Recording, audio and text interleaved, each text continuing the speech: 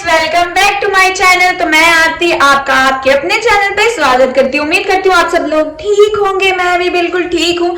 तो आज बहुत ज्यादा ही सफाई हो चुकी है। मतलब यार अब ना दो दिन के बाद झाड़ू लगाते हैं, तो झाड़ू लग चुका है, पोछा भी लग चुका है। तो पोछा हमने जुगाड़ लगाया, वो तो मैंने आपको पहले कभी बताया, चलो नहीं बताया तो अभी बता देती हूँ। क्या ही हो जाएगा, है ना, इन्फॉर्मेशन बांटने से ही बढ़ती है।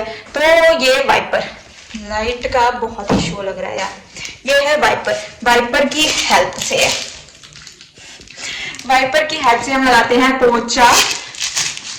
तो अभी लग चुका है, तो अब बारी है कपड़े धुलने की।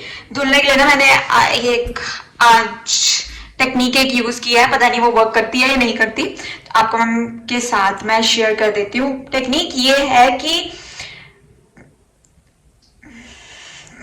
दो बकेट में आपने ना, एक बकेट में ना 2 बकेट लेनी है। एक बकेट में आपने गर्म पानी डालना है, मतलब गर्म, इतना भी गर्म ना हो, वार्म जैसा हो ना, थोड़ा सा मतलब कोसा कोसा, आप समझ सकते हैं कि हाँ, अगर मैं उसे टच करूँ तो मुझे सिर्फ महसूस हो कि वो गर्म है, इतना ज्यादा जले ना, ठीक है ना, जले ना, वो स्किन ना जले।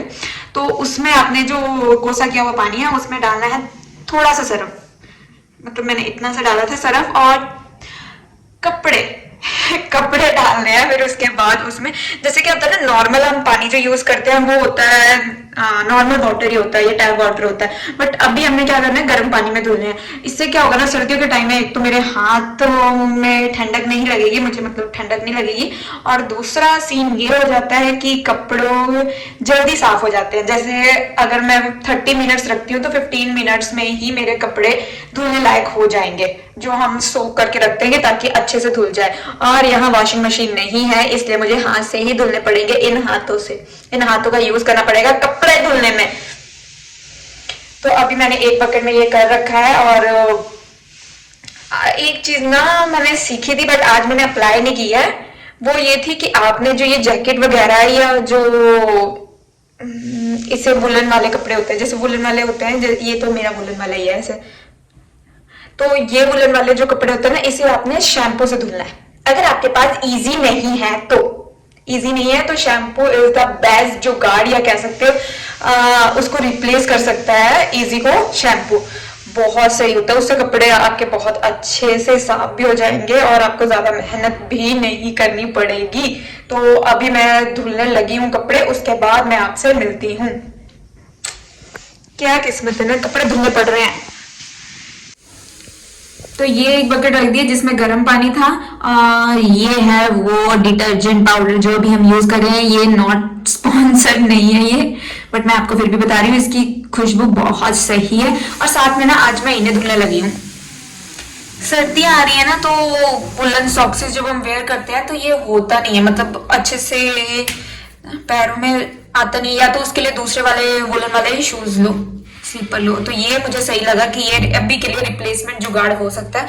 और ये शूज कितने ज्यादा ही गंदे हो रखे हैं, तो इसकी सफाई करते हैं, तो मिलते हैं इस ब्लॉग के बाद।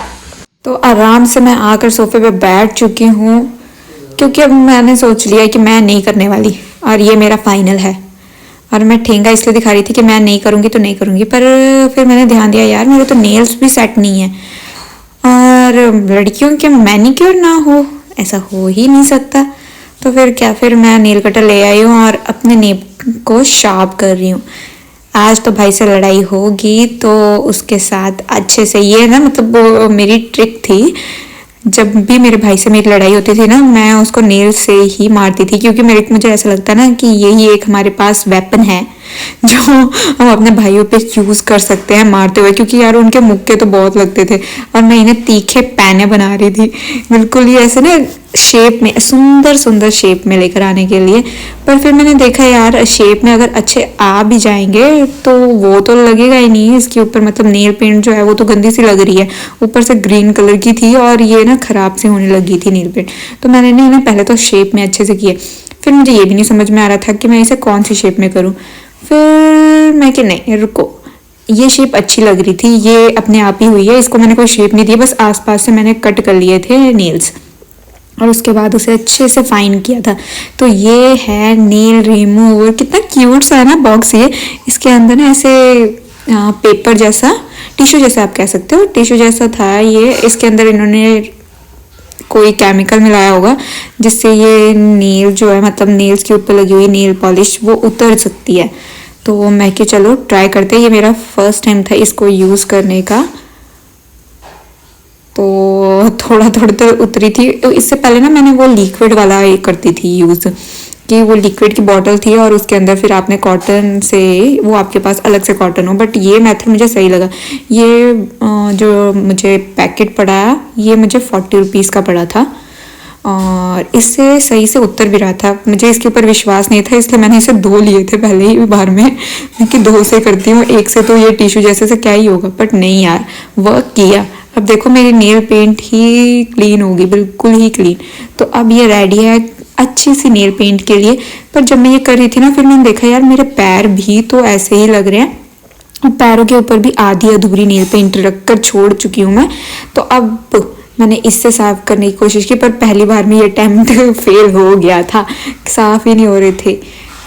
तो मैं कि फिर मैंने थोड़ा और ज़ोर ज़ोर से किया। फिर देखो अब दिखाती हूँ मैं आपको। ये वर्क कर रहा था, बस थोड़ा सा मतलब पेशेंस चाहिए, टाइम लग रहा था। इसके ऊपर थोड़ा सा जो ये लिक्विड था ना, इसको थोड़ी ज़ोर ज़ोर से रब करो, उसके बाद ये हुआ। मैंने देखा ना, मुझे ऐसा लगा था मैं पैरों को ही अपने नुकसान ना पहुंचा दूं, बट नहीं, ठीक है। नेल्स के ऊपर तो मुझे कोई दर्द नहीं हो रही थी, बट ये है कि मुझे इरिटेशन नहीं चाहिए बाद में भी। और आफ्टर 10 मिनट्स करने के बाद तो मेरे पैर बिल्कुल ही क्लीन हो गए थे। तो मिलते हैं नेक्स्ट व्लॉग में। Okay bye, like and subscribe कर देना।